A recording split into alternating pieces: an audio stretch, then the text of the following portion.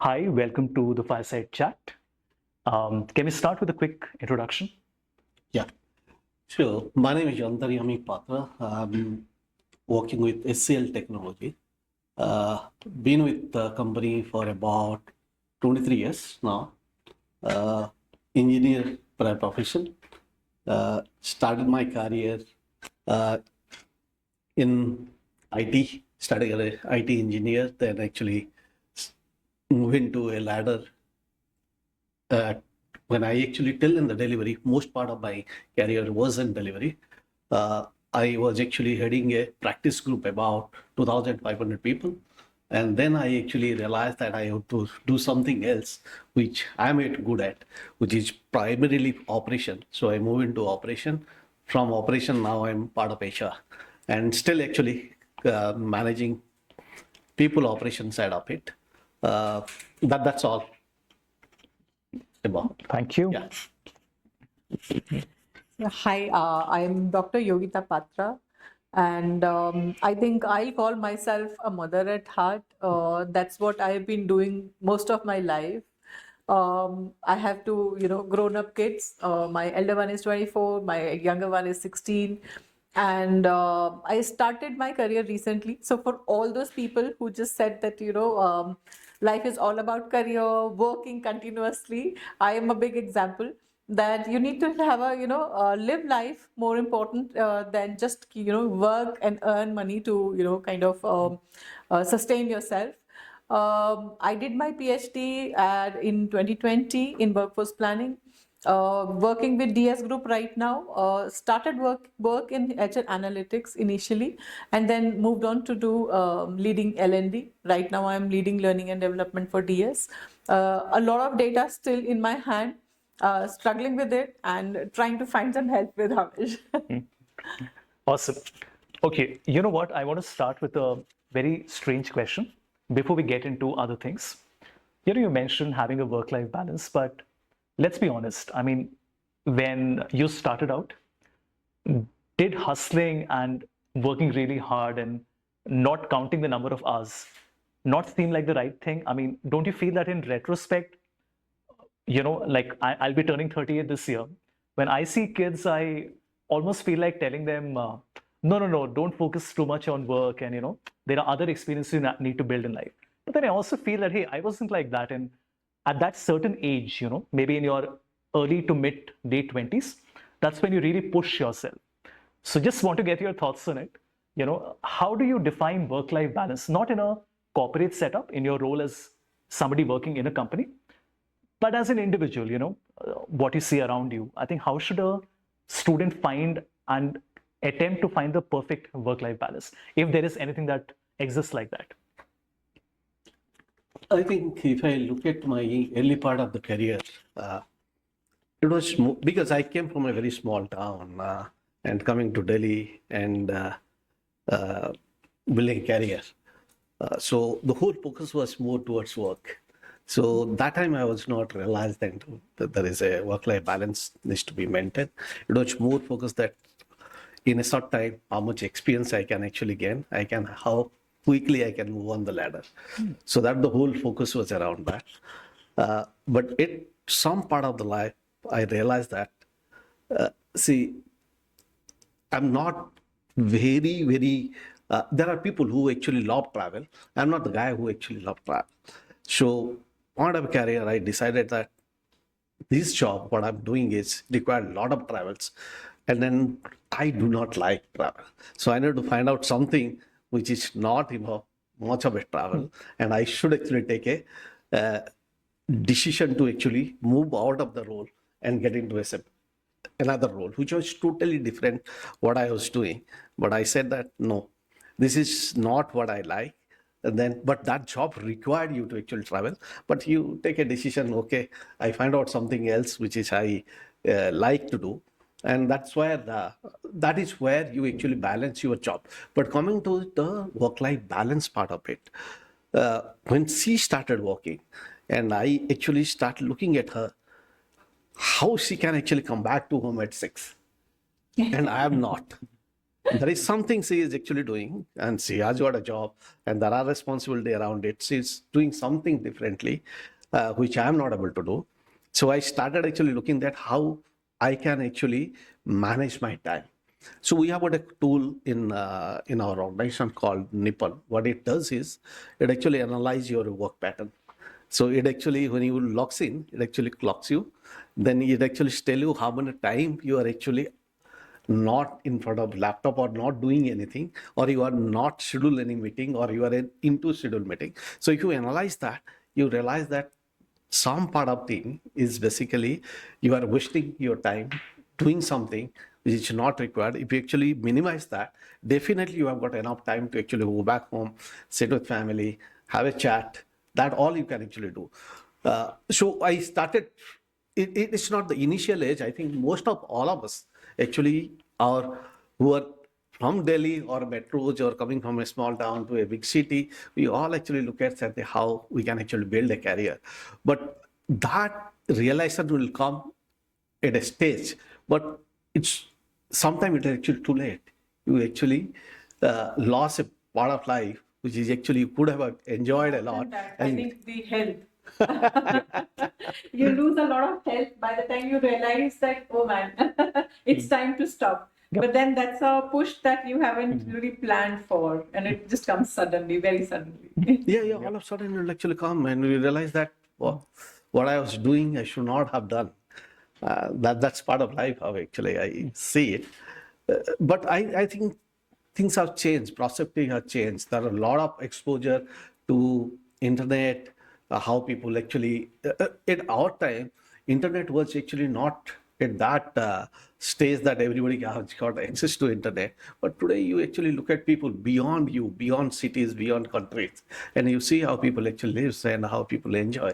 And that also a lot of influence to actually, which has come down to younger generation to look at life differently. And then that is what I'm seeing in my kid also. When I actually look at it, he is actually say that how smartly I can actually do my job, rather than actually spending time in actually doing that job. How smartly I can do it, how quickly I can do it, so that I can find time for myself.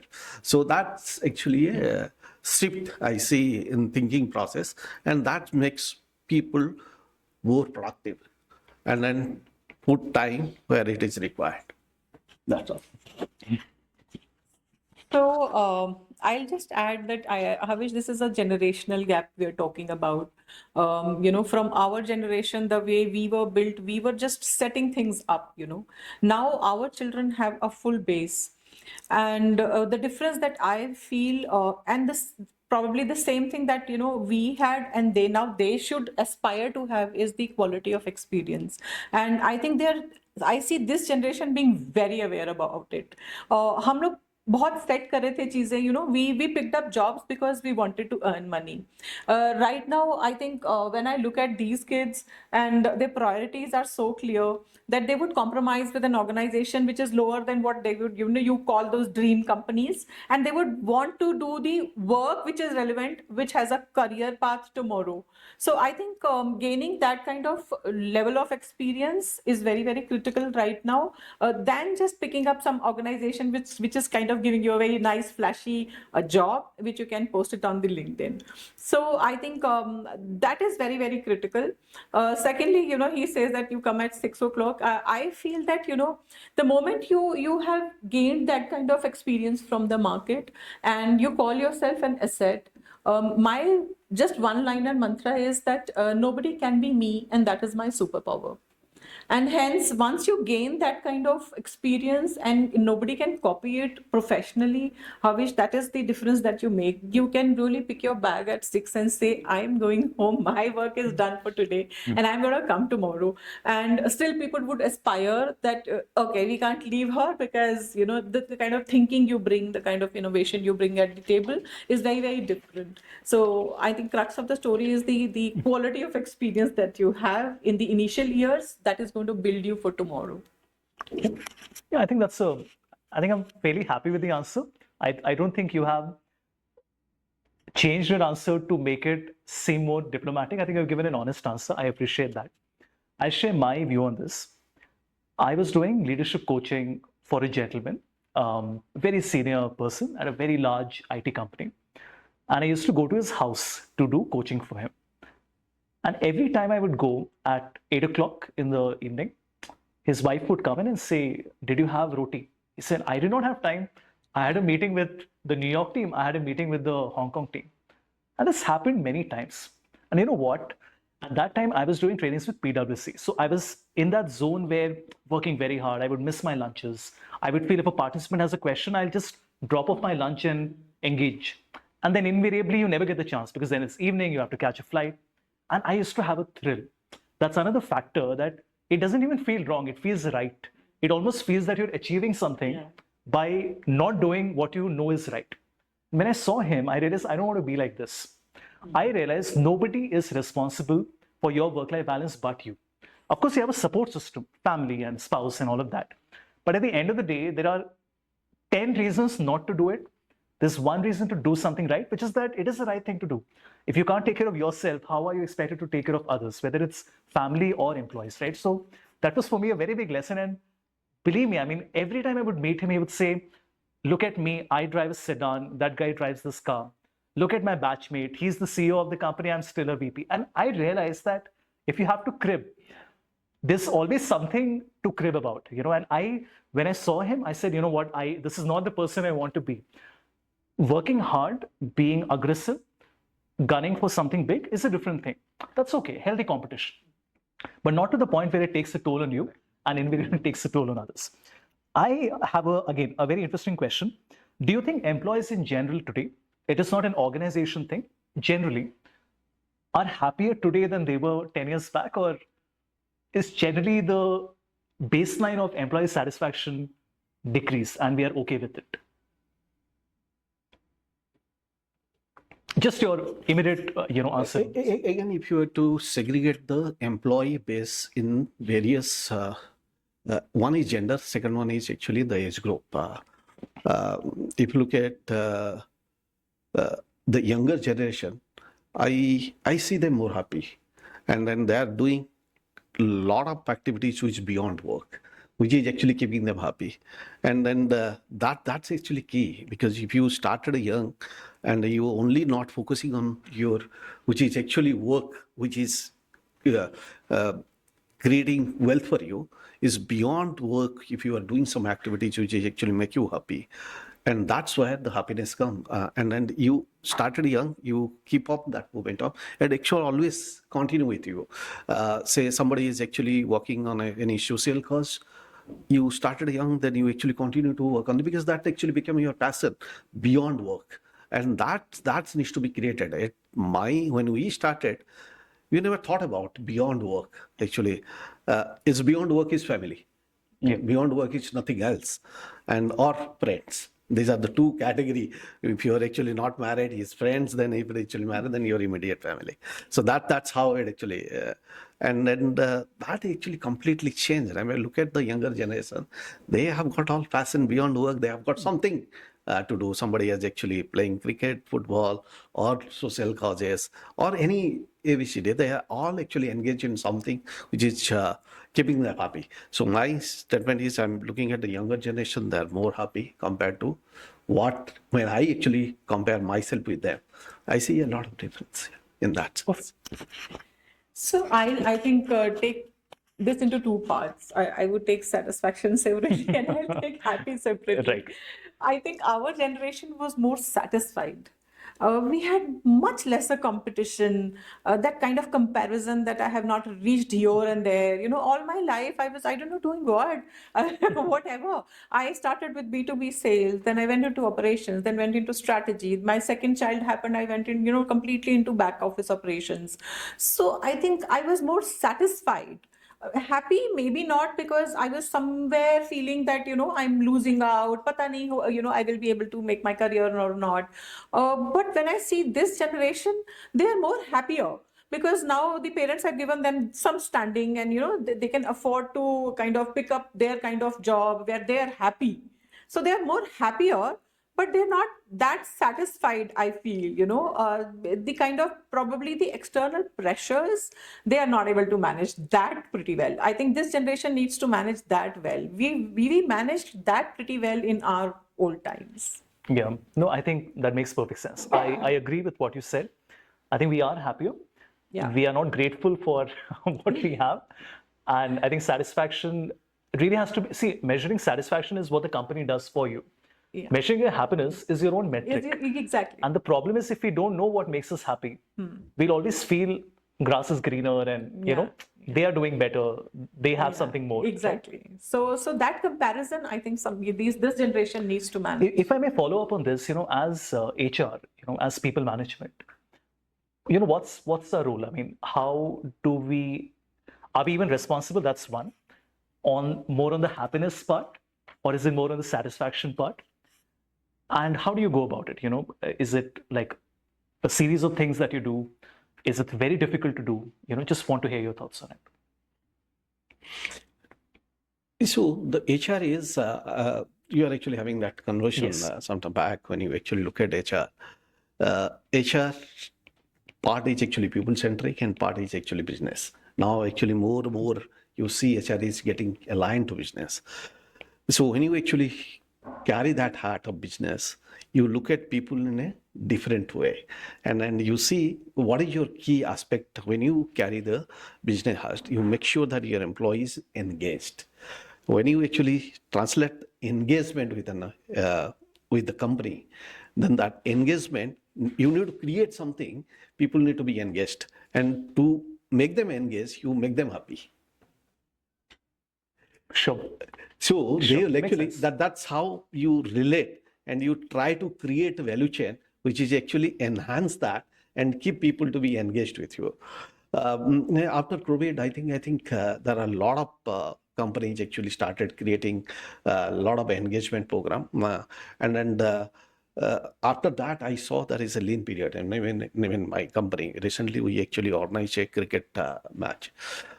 Within the functions, enabling functions, which is finance, you've got admin, HR, all this, they created a team. I saw that, and I saw people, they are actually coming with family. I mean, it's not invited that way, but people coming with the family.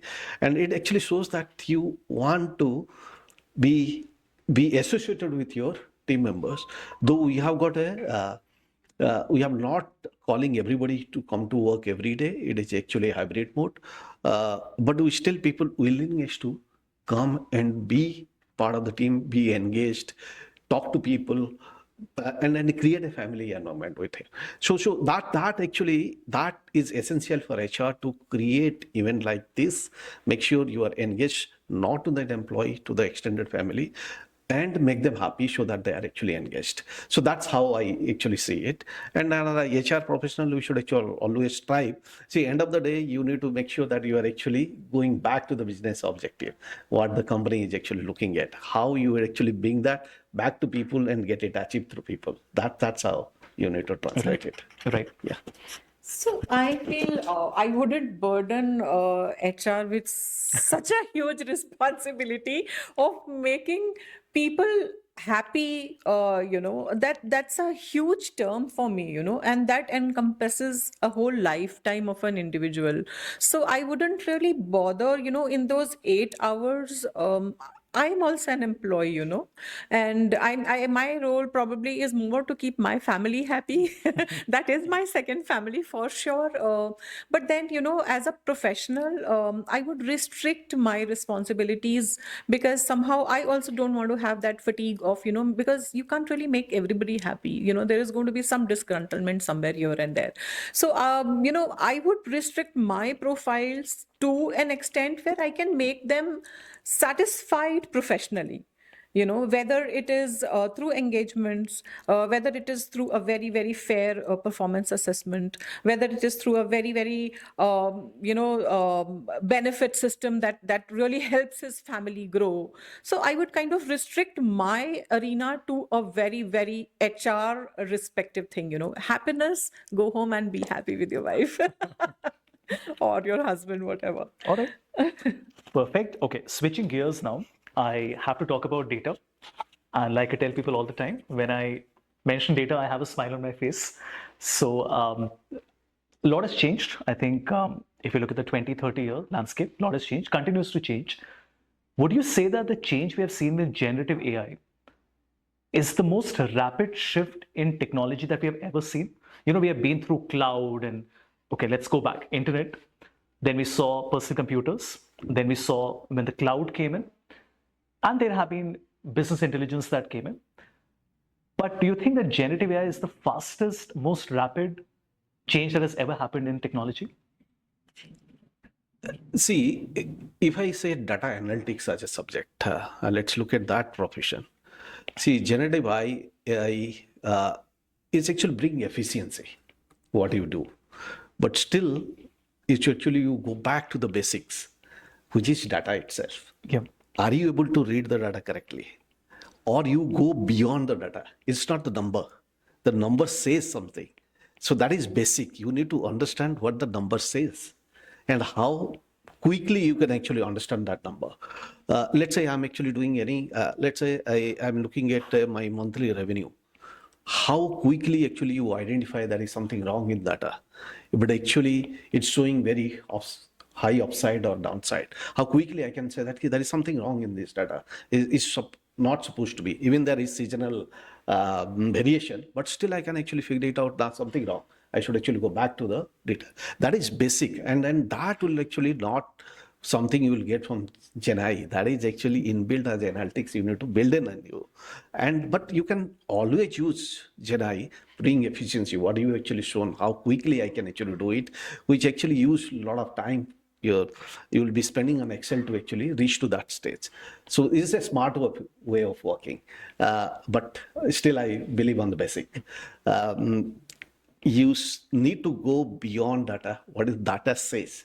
That is basic. You need to understand. It's whether it's marketing, sales, HR, or anything in production analytics. That if you are actually working in that domain, you need to understand data and what the data says. I have a follow-up question on this. How do you get better at it? I mean, as a student who's an undergrad student, it's very easy to throw words like data storytelling. The reality is when I speak to CXOs and leaders in organization, there really is no definition for it, right? Like we sort of know what it is, but we also don't know what it is, right? Is it Excel and PowerPoint come together? Is it insights? Is it visual storytelling? Is it design?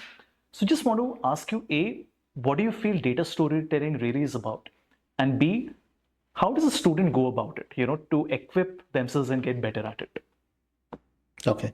See, in my experience, the way I actually looked at storytelling using data, I always follow the leaders. When I say I follow the leaders, is basically I see what this person actually looking for. I start with that and try to actually build the whole story around it. Because at the end of the day, if you actually not align with the business leaders who are actually looking at data and expecting to take some action, then you will be telling a story which is not aligned. It will not interest them, neither they will actually come out of a objective of that meeting. So it's always I actually follow. I actually make it more granular in terms of actually if there is an objective statement, how granular I can actually make it. And then I'll actually go back to the data set to actually say that, can I actually build a story and around it? And then when you are building the story, always there is a positive side of it, negative side of it. But it's actually, it is based on the meeting agenda, whether you want to bring positive or negativity is on your hand. And then that's how you need to play it, the story. So that the positive side of the story, there is a negative side of story. What you want to play is depend on what the agenda and your audience want, that you play with the audience. That's how I see it. First student, storytelling is, as I said, that the basic is data, basic is domain. Then you need to actually see that how the industry is behaving, what are the challenges in that domain area, okay, and how data can actually help in that, analyze, help, take action, and then start building something which is actually go beyond your story. Look at there are a lot of materials available. You should actually look at all this stuff and then start building this as a skill. I said, this is a skill. Basically, storytelling is a skill. It's just like reading a data is a skill. Similarly, storytelling is telling how well you are actually telling that story. So build that skill. That's how I see it. But when you actually go to a corporate life, then you have to play with the audience. What the audience wants, then you need to look at that how well you can actually build a story which actually go back to audience. Can organizations standardize and streamline the storytelling part, like a technical training, or is it just too varied depending on the function and the role that it's for the employee to figure out how to get better at it? See, earlier you used to have the presentation skill. You Yep. remember everybody has to actually go through a presentation skill, specifically the management training upward. But if you look at the analytics world, it's actually more on storytelling, how well you actually can actually get insight and tell it. It is a skill. It has to be developed, and I definitely any training will actually help people on that. Got it. So you can always have, scenarios, which you can, like in presentation itself, how would you know that whenever you go and present, what kind of questions you will, the audience is going to throw at you. Similarly, this can be a training of scenarios. These are the scenarios you can face, but then, each one is on his own when he faces his own audience. Yep. And one challenge with the data itself is that, management, as he just said, I just want to add, few bits to it, that sometimes, the storytelling helps because management also, is kind of obsessed with the goodness of the organization. And sometimes when your data is saying the opposite of it, it's not taken in a very, refined way from the organization side. And as he said, it can create a negative ripple, it can create a positive ripple. So most of the times it actually creates a negative ripple because they feel that they've done so much for the organization already. This policy is in place, that thing is there, and while we all already have worked so much on it, the data is still saying something else. So definitely storytelling is a skill that is required because it's very, you need to wrap it around.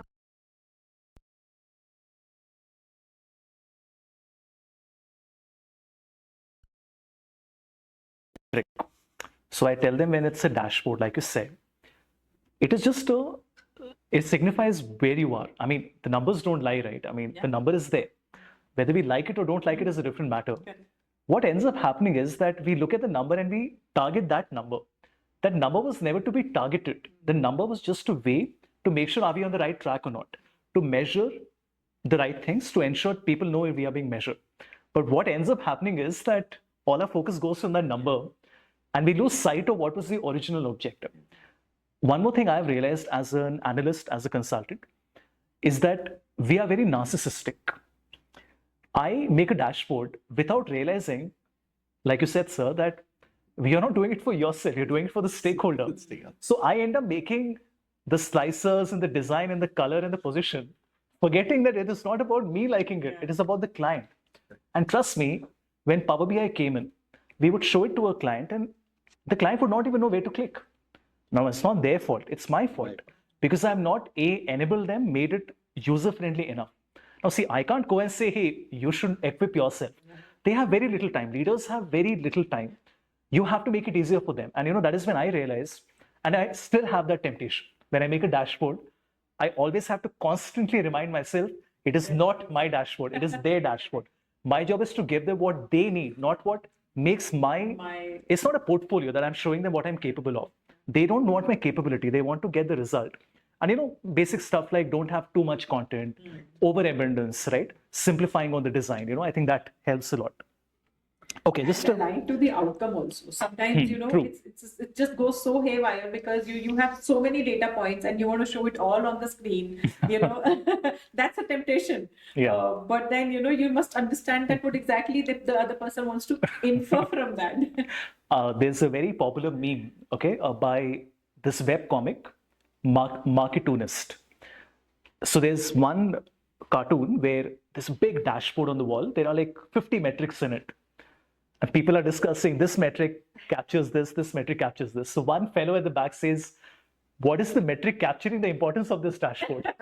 And there is nothing, right? And And that's true. I'm sure you will agree that, so many times we look at a dashboard, they look very pleasing to the eye, but then when you really talk about why have you made it, Correct.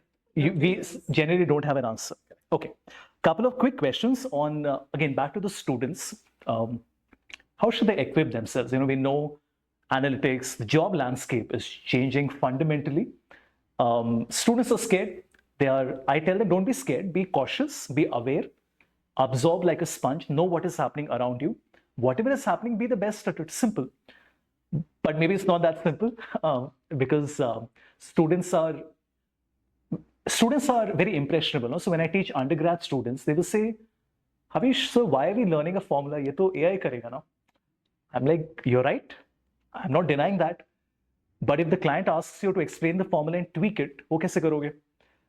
So I, as an instructor, as a teacher, also realize I have to retrain myself with the new tool, not teach me, but to be able to teach others. And it's not easy. I'm the first one to admit it's not easy.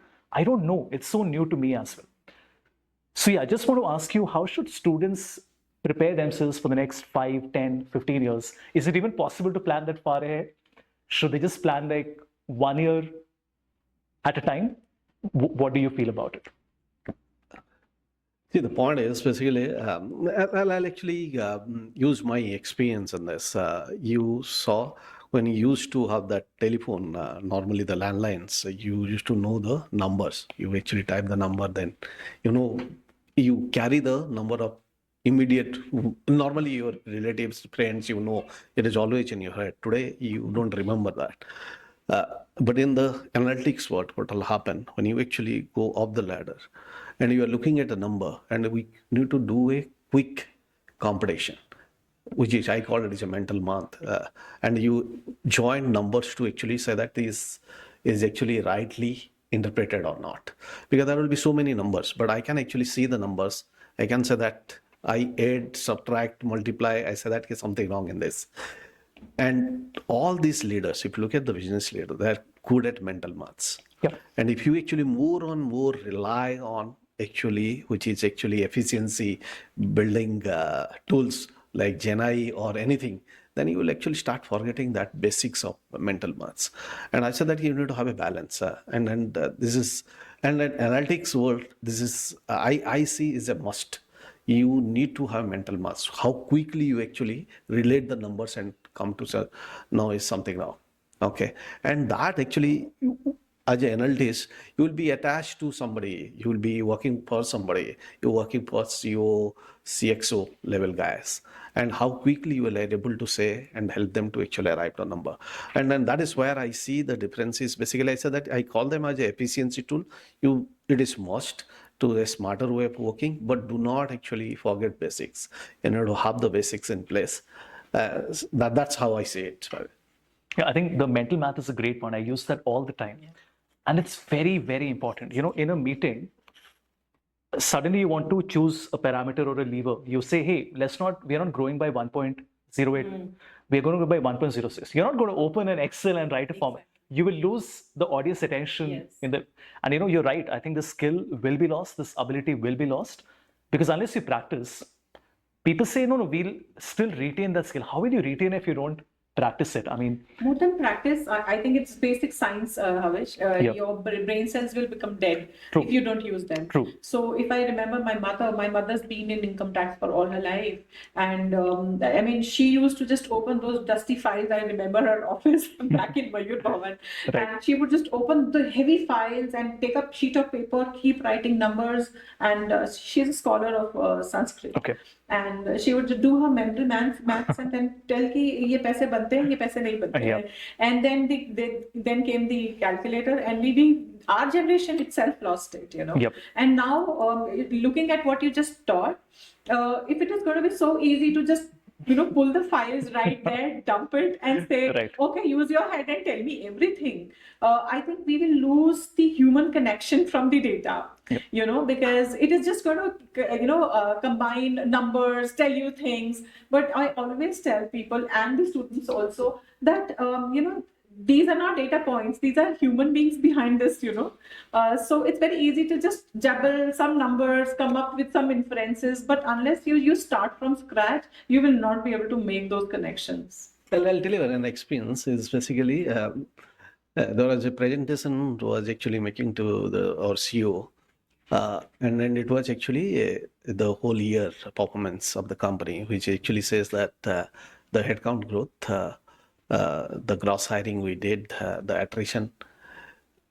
He looked at the data, is said that something wrong because the net hiring is not matching. Yeah. Because you are showing a growth some 10,000 people, but your gross hiring is so much and your attrition percentage is so much. It's actually not adding, the maths are not adding. So that's actually mental math. How quickly actually you see numbers and relate it.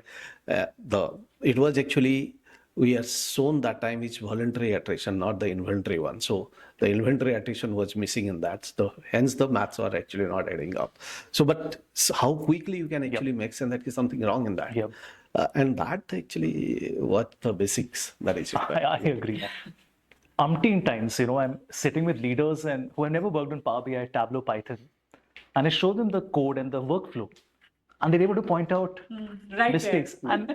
And every single time I'm surprised. Yeah. Because then I realize, what, certain things can't be learned just as a tool. It's the understanding of how things work.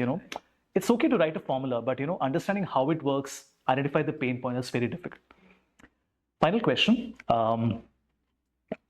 Students always ask about making a portfolio, right? So especially in analytics and allied areas, having a live project and something to showcase. Like I became a YouTuber because I realized when I'm building my business, that's the best way for me to market me. Simple, right? And I can't even begin to tell everyone how much it helped me. And I still say this to every student I meet now, and they don't listen to me. Probably 1 in 300 students will listen to me. I tell them, make a YouTube video. That journey of making one video will teach you content creation. It will teach you how to put down your thoughts on paper. You will have to rehearse. You will improve your communication skill. You will learn the video editing skill. And when you teach, you realize you don't know half of what you thought you did. Yeah. It's one thing to say, I think I've learned this topic, but when you do it and you have to teach and people ask you a question, it's a different ballgame. Yeah. I'm shocked that students don't listen to me. I think that's one of the biggest cheat that you can do. Make a video, take a webinar, 1 hour, teach a topic. When you teach, that's the best way to make sure that you have learned. Make sure that you learned. Yeah. So to my question, how should students make a portfolio? Because, and also as a recruiter, what do you want to see in a student who probably is not coming from the top tier college? What are certain signs and certain things about them that will make them shine through? See, it's actually education institutions bring it variation, because specifically tier 2, tier 3, what is happening is basically it goes traditional in terms of actually you have got subjects, you go through those semester, you go through those subjects, and then you pass out. I think I see the variation in tier 1 actually specifically, where you bring in a lot of work related topics into your curriculum. And that actually helping them, because we are not actually purely academic. You are also looking at how that is getting applied. I'm not sure about our tier 2, tier 3 hub.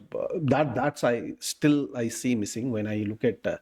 We do hire research from tier 2, tier 3 cities, but that what one the missing point. The second part is basically if you look at. Specifically metro tier 1 colleges, people actually go beyond academics. They know what is happening surrounding. That I still see a missing point in, specifically in tier 3. They're actually still into academics. So students who are actually beyond academics, looking at what is things happening or how this is actually getting implemented, the academics getting implemented in the work life, they are actually better equipped to actually handle the interviews. Because when the interview, normally somebody is going, you will not actually go back to, even if a CS, I'm interviewing a computer science graduate, I will not actually talk about data structure. I'll be actually talking about is basically a topic, the recent topic like AI modeling. I'll be talking about even if it is actually a front end or back end programming language, I'll be talking about that. And then those are actually is not taught that way. So it has to go beyond academic. You need to equip itself that what is happening in that, what is the latest And then Gen I is one area. Is every interviewer will actually ask you how you apply Gen I in your work area. So that is one aspect that is go beyond academics. Second, you ask about creating a portfolio is a good and is very modern. I'm sure that actually gave a lot of confidence. Somebody is actually looking at profile. So to immediately say that I'll go to the next step instead of actually rejected at the profile your resume stage. That will actually help you go to the at least the second stage and then get an interview at least or not. There are a lot of people who actually rejected at the profile stage itself. So profile is very important today's days because now students are also very creative. What they are actually doing is they are actually going to Gen I and then saying that if this is the company, this is the role, you create a JD for me. So we are seeing that the resume rejections are actually coming down because resumes are all, but it's actually come back to that creating a portfolio. So that's definitely help to cross that stage and come to the second stage. Yeah. All right. Perfect. I'm not really a recruiter, but I would just say that, if I'm hiring somebody for a medium-sized organization that I'm working with, I would look at a lot of common sense, which generally people don't portray and GPT doesn't teach. But it's just that, writing your whole skills, what you've learned. So I've seen a whole lot of resumes, Havish, very heavy resumes. We know this tool, that tool, but when again, coming back to asking basic questions, how do you perceive this human being, having a career path like this, or how do you connect this PMS to, those kind of basic things people really falter in, and that really put me in scare that, tomorrow will he be able to understand the environment that he's working in, because anybody can actually put a formula in the Excel sheet and come out with an outcome. So, and this is HR. This is not, a hardcore number that we are talking about. So basic common sense and empathy, I would still look at somebody who wants to venture into HR analytics. Perfect. I think HR is always the toughest. You're managing not customers, but people. So it's always going to be difficult. Thank you so much for taking out the time. I had an absolute delight. I hope it will help many others understand and figure out what steps they should be taking for their career. Thank you once again. Thank you. I think still learning the use of Gen AI in my work area. So I do something in the. You should have a workshop. In my leisure time, I actually venture into it, seeing that what else can be done, because it's actually you keep the learning is something you continue to do it actually. That's how it helps. So that's and then for the students, I think it's luckily I've got a lot of good bosses I work with and different kind of bosses. There is one guy who said that I'll retire at 45.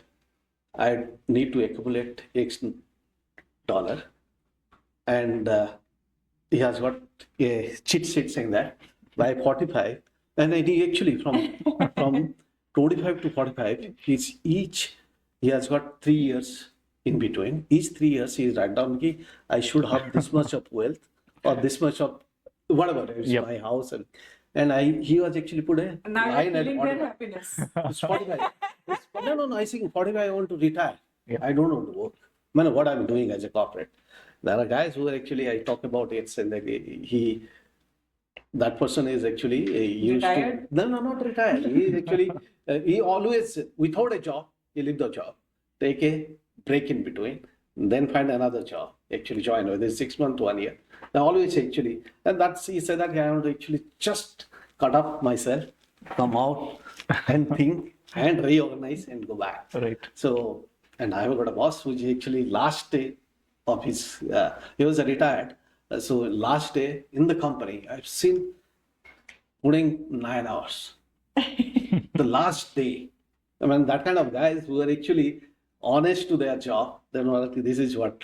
So you need to choose what you want to be. Right. And then accordingly you plan your career. Yeah. Okay. Perfect. Thank you. Thank you so much. Thanks, everyone.